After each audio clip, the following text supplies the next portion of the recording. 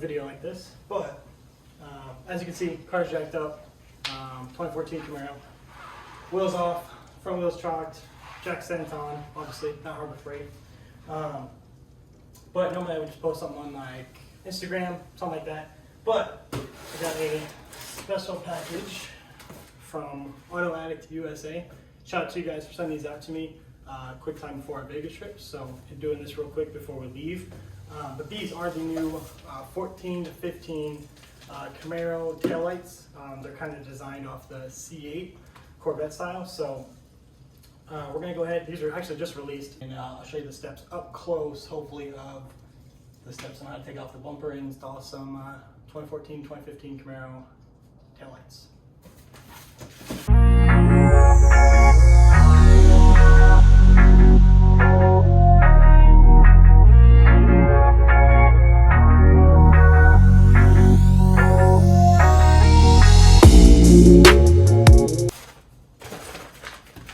This looks like some normal resistors, real manual, so I'm gonna put that to the side real quick. And let's see what these are. So they have two options, if I'm not mistaken. These are gonna be the black with red, or I think they're just like original. There's Oboe or Umbra, and then the Velux. If I'm not, correct me if I'm wrong, but I think these are the Velux. So they are the like original gloss black with the red tail lights.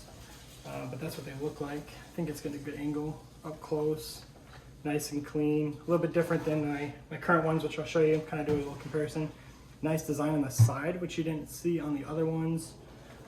Everything's nice and clean up back. Nice little spots for the, I'm assuming, resistors and normal OEM harness. So let me show you what they look like compared to the 14-15 6-gen style lights that I have on right now. And to give you an idea of what these look like before. So that's what they look like. Nice design from the 6-gens. So we're gonna start to probably just time lapse it, show you guys real quick how to take everything off. It's pretty standard process, I guess you could say. Mine's a little bit different. I do have a different plate on, so that might be a little bit harder. I just thought of that actually, so that sucks. And then we'll just go from there once I show you guys everything. So, all right, we'll start here. I have the Z01 mud guards. It's completely destroyed. But usually just normally have either a screw. Mine's a little bit different. Like I mentioned, I have the mud guard, so I just have a normal Phillips screwdriver. Now that the fender liner is loose, you're gonna have one more, which is gonna be, like I mentioned, up here. So you just take a little attachment, and there's a little cutout, and then you stick it right in there.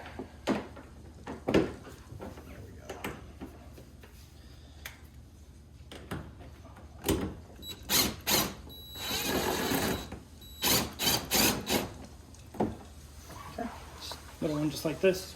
So that's done. Everything should be released, and you should just be able to pull, literally just pull straight out, and everything comes loose. I've done this a couple times, so it's easy for me to do it because I've pulled it apart and I just know how to pull it. But you would literally just grab it, kind of grab right from here and just pull out. Don't pull too hard because this, I'm not sure if you can see. Let me see. Yeah, like I say, right next to your taillight. If you pull that too much and then out, it just causes stress points you just don't want to have. But what you'll do is you just pull forward and out, and then these two clips right here will come off. Mine's a little weird because I've pulled it off so many times, but from at this point on, you don't want to pull anymore. You have everything loose. You don't want to cause any damage to your bumper on the corner or your diffuser. So at this point, we're just going to stop this process here, go to the other side, do the same things.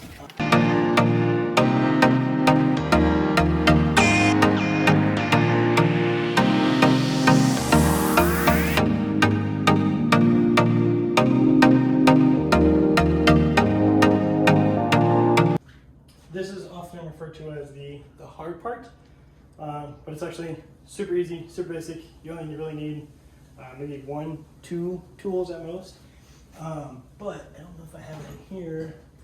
5 minutes later. Guess can't find it, but this should do. Some people also use this kind of tool. It's just literally just like an interior trim removal tool. So this one's gonna be a little bit different since I don't have my tool and I don't know where it's at, but they're really just pop pins. So you really just get in there, you'll see a little indent on the bottom of the pen. So you get in there and then you literally just pull up obviously don't let your thing drop. And then just pull this bottom pin out if I can get it. There we go. So they're just a little normal plastic pin you see from most OEM parts. And if you own a Camaro, I'm sure you've seen it before. So especially if you've done anything on the rear bumper, front bumper, or possibly interiors. So there's 3 of those on each side. So you just pop off each one on each side. And then once we're done with that, we're getting to the 2 more right here. And there's some push pins that you got to push down and kind of pull at the same time. So once that's done, and time lapse out real quick, so you don't see me struggling with these, because I guarantee I'm going to in the last 2. And then we'll talk a little bit more about getting the taillight up.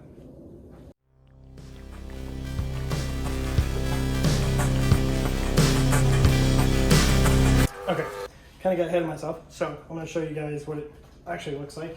Like I mentioned before, because like I said, I got ahead of myself. You have the 3 clips; those are just pop-offs, right? It's pretty easy, and then you just lift it.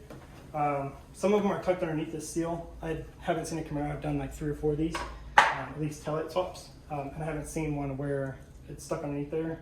But some people have said unformed and stuff like that. So once you're done with that, you're just going to pull that seal up. If you've never done anything with your trunk or your taillights, it's going to be rough just because it's on it from the factory. Depending on obviously where you live at or whatnot. But just lift this up. You can literally just throw it in your trunk, pull it to the side, and that's going to give you access to here. So once you're here, like I mentioned before, there's 2 kind of the same push clips, whatever you want to call them. I don't know what form. Once you're done with those, you can obviously just kind of move these freely, but you'll notice, try to remove the bumper, it just doesn't come off. That is because there's clips down here, and I'll try and show you, actually give you a little better idea. I'm not sure if there's light, but down in here, you'll see these little clips that you push. So like right there, okay, give a good view. Yeah, it's not gonna do it. Okay, anyways, there's 1, 2, 3 or 4, I believe, that you'll just have to kind of push down. I get either, same thing, kind of like a pry tool that's thin enough, that has kind of an angle on it, so when you're going down, you have better leverage. Just obviously depends on what you have, because most people don't. And then I use a flat edge. On the far edges, you'll see you have to kind of like push this back a little bit, or pull it back a little bit, and then just push down. And you'll hear it. It's probably going to need a little bit more pressure than you'll see in mine, just because, like I said, I've removed it a couple times. And then you'll see the main ones right here, which I use this tool for. So let's do this.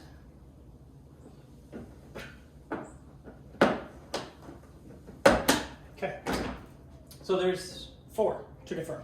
So on the corners, straight edge, right here, you'll see like the kind of the center line of where your trunk closes and latches. To the right of it, to the left of it, maybe ½ an inch. There's little clips that you'll push down, and you'll see them once you pull that seal off. So once you're done with that, you just normally pull through, and now your bumper is fully released, and you can kind of pull it off. Mine, again, it's going to be a little different because I have the Reviver digital plate. So I'm going to have to just kind of hold it here because it's hardwired, so I'm not going to be able to do what I normally would be.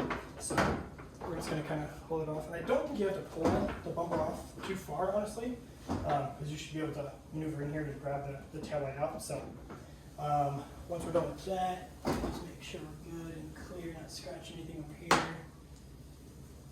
Yeah, should be good. So let's get the taillights out.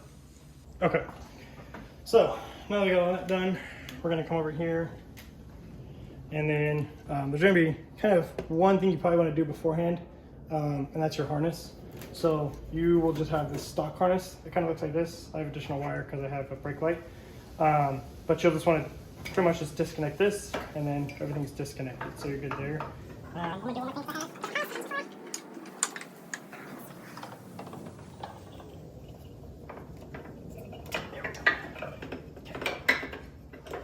Cool, so we're good there. So now my taillight should be able to good and come out. So you're gonna have 2 screws here.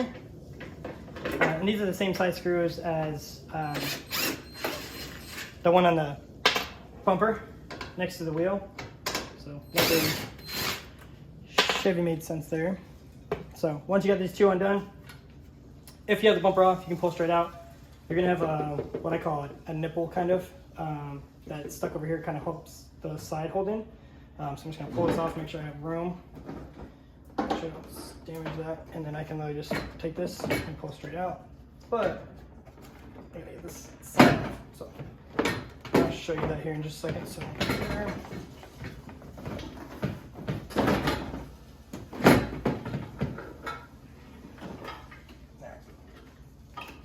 Give you guys so I can show you.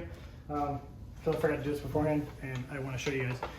So you'll see on the back of this, you have the stock harness, kind of like I mentioned before, and then you'll have 3 separate ground and positive that you're going to select and put in resistors for. So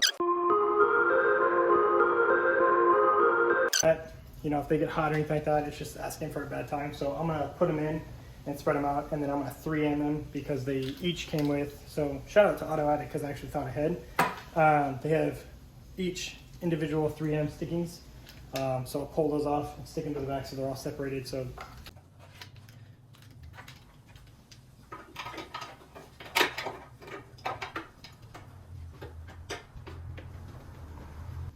okay, so on the back of the little bracket, there's holes back here, so you're obviously going to stick the harness through as well as the resistors. I'm just going to plug in the harness now so that way it's done. Here a clip, obviously we're good to go there, and then I'm just going to stick the resistors here real quick.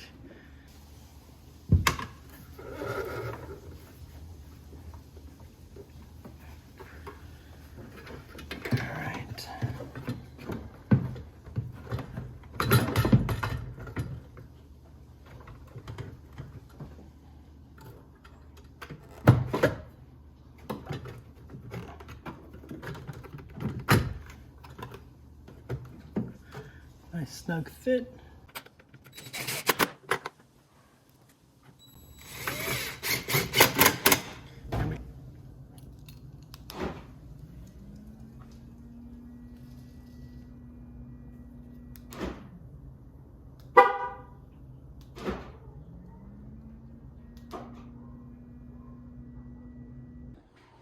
Alright, really because of time's sake and my phone's kind of dying, I let it charge for a little bit so I could film the rest of this so you could see it, and then I'll pull out and then I'll show you what they look like. But got the other one in, same thing, masked them up, or not masked them, taped them up to the side, plugged in the harness, make sure it's tucked away nice, there's no weird bends, creases, or anything like that, so we're good there. Everything works. I obviously tried everything before I even started to put everything back, to make sure everything was good. I honestly should have tried them before I even installed them, but I got ahead of myself because I'm super excited about these. So everything's back together. What you'll do is just grab this little plastic part and kind of go back to how we took them off. So you want to keep this rubber seal off, just put these back on. I put them back on together. You can just line them up, and then that way you can just hold the clips in your hands. So do that. Slap them on there, fit pretty good. Obviously they should. So grab the clips, just hold it down, push the female in there.